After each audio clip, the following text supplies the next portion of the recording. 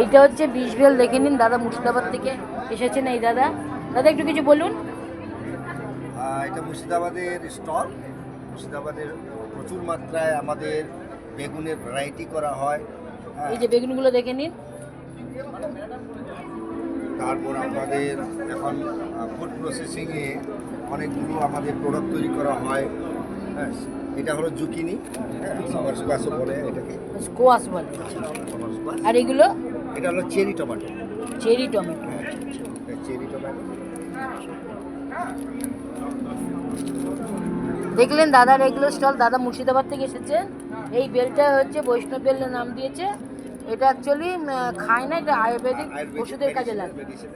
আর এটা হচ্ছে খাওয়ার বেল। এই বেলগুলোর দাম কত? সেটা আমরা ডিসপ্লেতে করেছি, এখন দাম সঠিক আমরা বলে দিই নাই। আচ্ছা আচ্ছা দাম সরকার করা হয়নি।